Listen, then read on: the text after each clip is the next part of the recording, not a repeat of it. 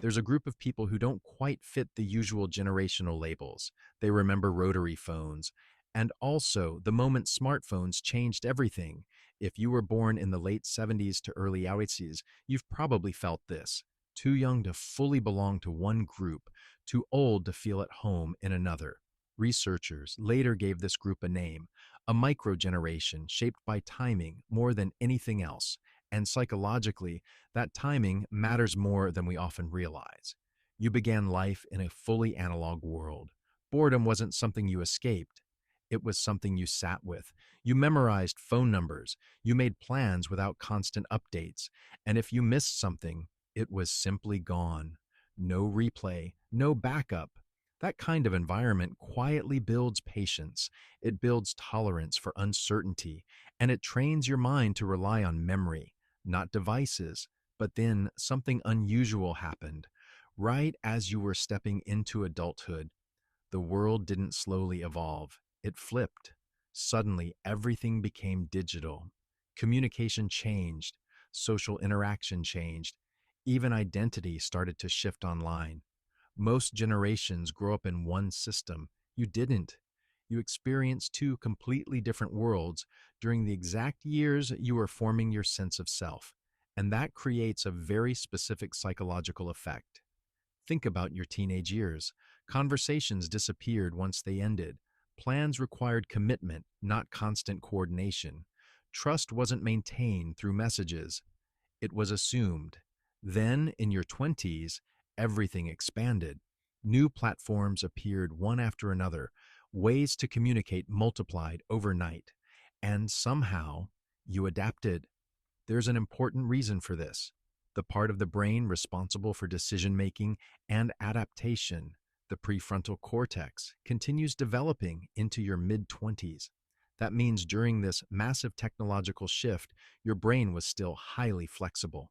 You were young enough to learn quickly, but old enough to remember what came before. This creates something rare, a kind of psychological dual fluency. You can be present in a real conversation without needing constant digital input, but you can also navigate new technology without resistance or fear. This balance shows up in subtle ways. Take your relationship with privacy. You grew up in a time when most mistakes simply faded. Embarrassing moments weren't archived. They lived in memory, not in permanent records. And memory is not fixed. It reshapes itself. It softens edges. It lets certain details go. This is how the human mind naturally processes experience. But when everything is documented and searchable, that process changes. You experienced both versions of reality, one where the past evolves and one where it's frozen. Then there's another layer that often goes unnoticed. Timing didn't just affect technology, it affected stability. As you were entering adulthood and building a career, the global economy hit a major downturn, and that matters psychologically. Research shows that financial instability during early adulthood can leave a lasting imprint. It can shape how you think about risk, about security, about the future. Even long after things improve, a quiet question can remain. What if it all falls apart again? So now you have a generation that learned to adapt quickly, but also learned that stability isn't guaranteed.